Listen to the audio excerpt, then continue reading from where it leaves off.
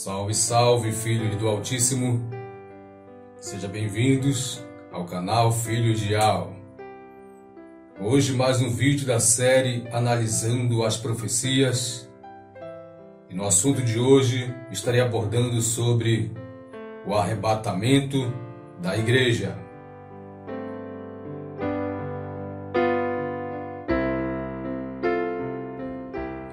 O arrebatamento é um dos assuntos mais falados e provavelmente o mais controverso da escatologia. Há diversas linhas interpretativas sobre esse assunto. E no estudo de hoje iremos analisar 6 pontos de vista relacionados a quando ocorrerá o arrebatamento.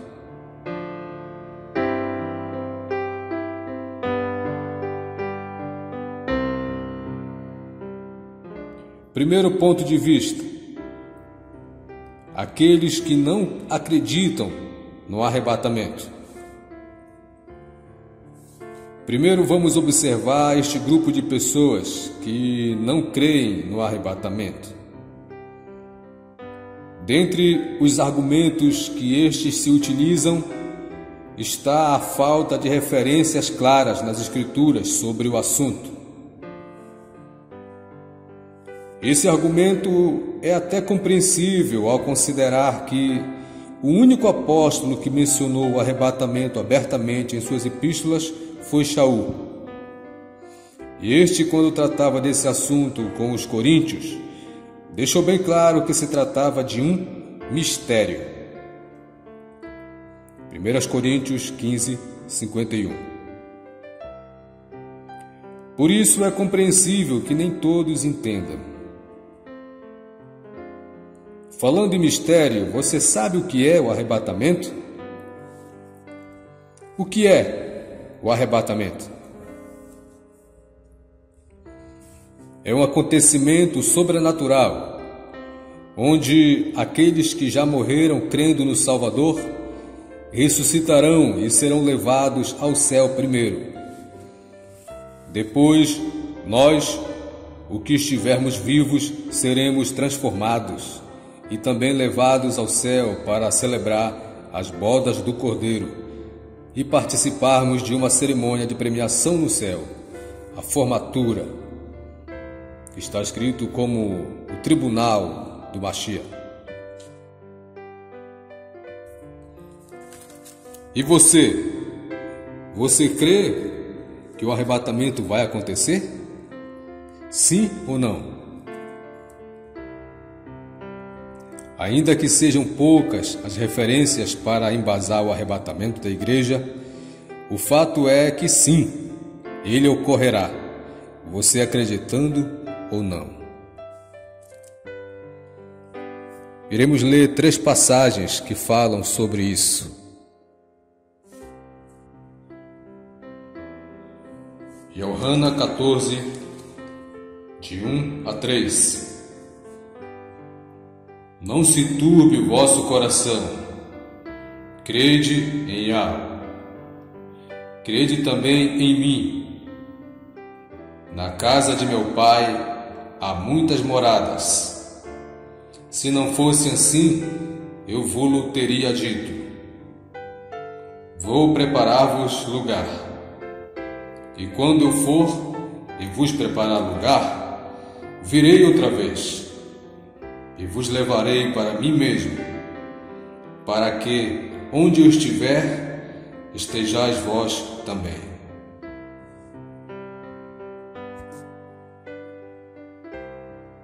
Aos Coríntios 15, de 51 ao 52. Eis aqui, vos digo, um mistério. Na verdade, nem todos dormiremos, mas todos seremos transformados. No momento, no abrir e fechar de olhos, ante a última trombeta, porque a trombeta soará, e os mortos ressuscitarão incorruptíveis, e nós seremos transformados. 1 Tessalonicenses 4, 16 ao 17. Porque o mesmo Mestre descerá do céu com alarido e com voz de arcanjo e com a trombeta de Iago. E os que morreram em Alcha ressuscitarão primeiro. Depois nós, os que ficarmos vivos, seremos arrebatados juntamente com ele nas nuvens, a encontrar com o Maestro nos ares. E assim estaremos para sempre com o Mestre.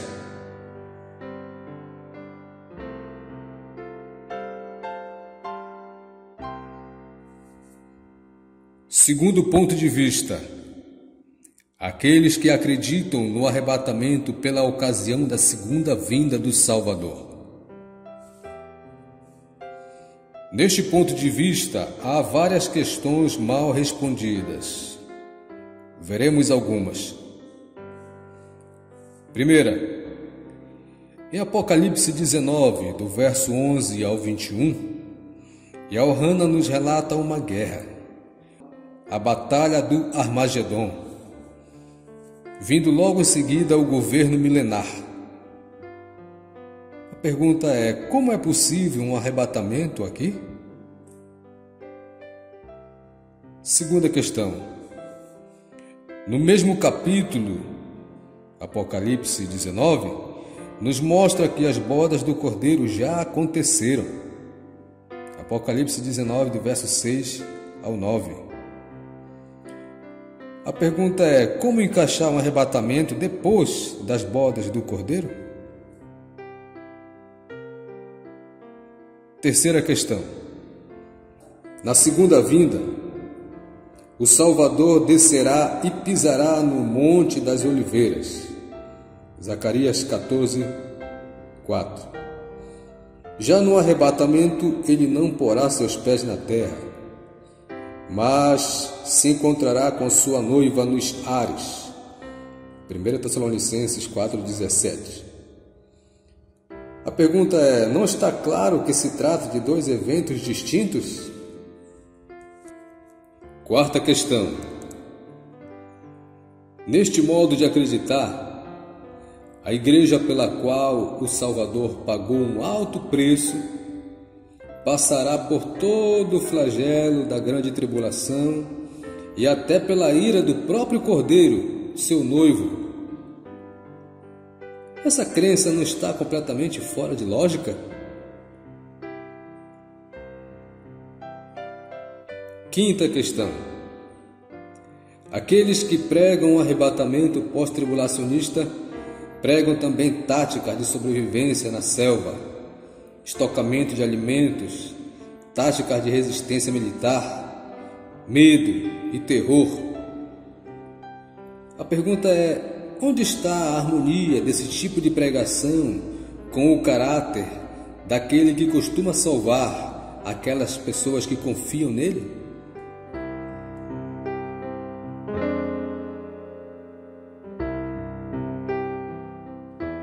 Terceiro ponto de vista. Aqueles que creem no arrebatamento antes dos 7 anos da Septuagésima.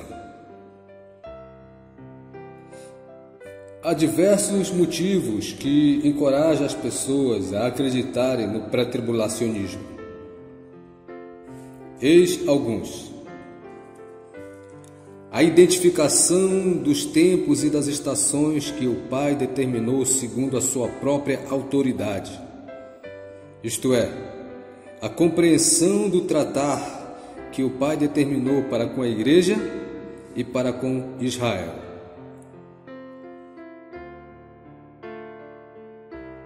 Segundo, a alegoria do típico casamento judaico com as bodas do Cordeiro, onde a festa durava exatamente 7 dias. Terceiro, as constantes alertas para um encontro mais cedo do que se possa imaginar. Exemplo: eis que venho sem demora, Guarda o que tens, para que ninguém tome a tua coroa. Apocalipse 3:11. E eis que cedo venho, e o meu galardão está comigo para dar a cada um segundo a sua obra. Apocalipse 22:12.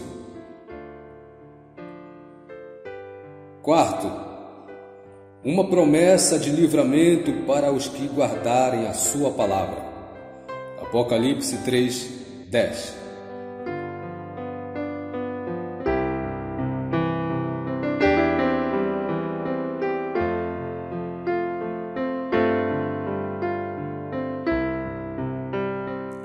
Agora veremos o quarto ponto de vista. Aqueles que creem que o arrebatamento ocorrerá bem no meio dos 7 anos. Motivos. Primeiro, o atraso do noivo. Matitial 25:5. Segundo, o grito da meia-noite. Matitial 25:6. Terceiro, a necessidade do afastamento da igreja com a Ruach Kadosh, para que então se manifeste o iníquo. 2 Tessalonicenses 2:6-8. Quarto, o apogeu do tratado de paz e segurança. 1 Tessalonicenses 5:1-3.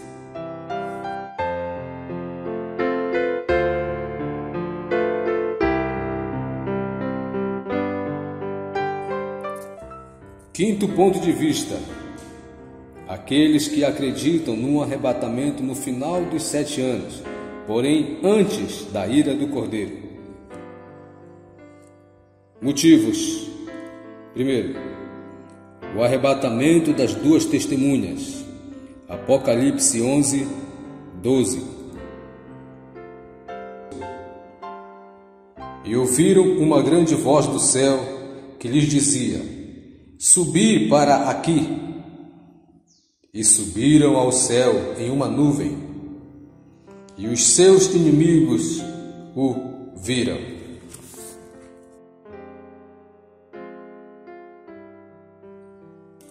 Segundo estes, o arrebatamento das 2 testemunhas pode não ser apenas as 2 testemunhas que serão arrebatadas, mas todo o contingente que foi salvo pela pregação.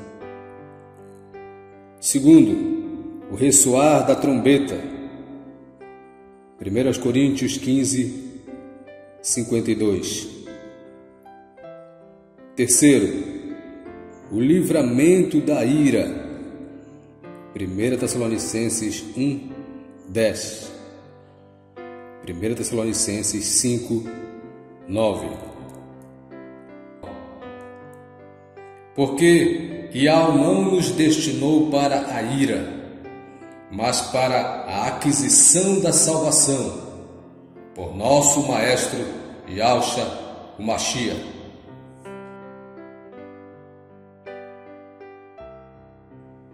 Sexto ponto de vista, a crença em 2 arrebatamentos.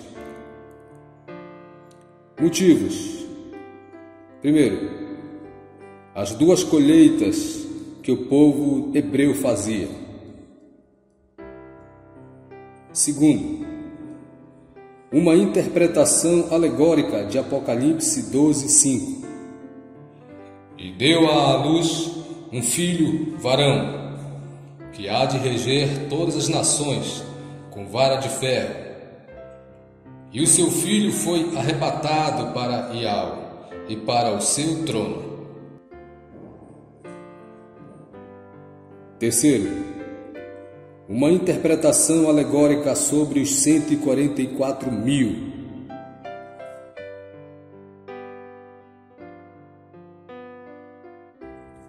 Agora que você já ouviu sobre os 6 pontos de vista, qual seria o seu? O arrebatamento, sem dúvida, É um evento que, embora muitos queiram saber quando será, todos os que se aventuraram a prever a data erraram. Portanto, ninguém sabe com exatidão de quando será. Por isso, a recomendação do próprio Salvador é Marcos 13, de 32 ao 37.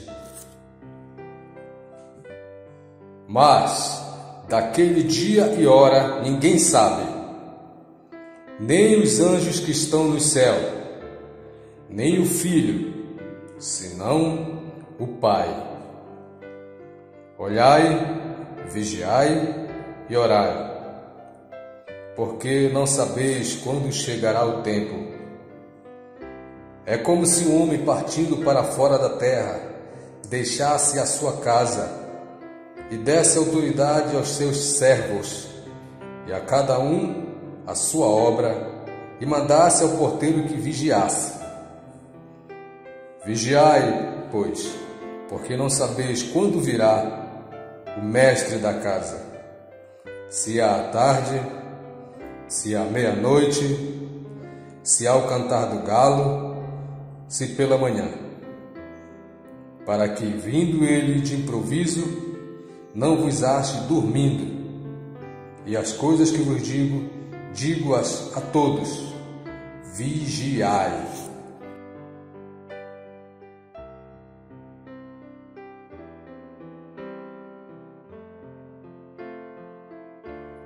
Que o nosso Pai Eterno nos ajude a nos mantermos preparados e esperando o dia do arrebatamento, para que sejamos bem-aventurados, para estarmos diante do nosso Pai e do nosso Salvador nas bodas do Cordeiro.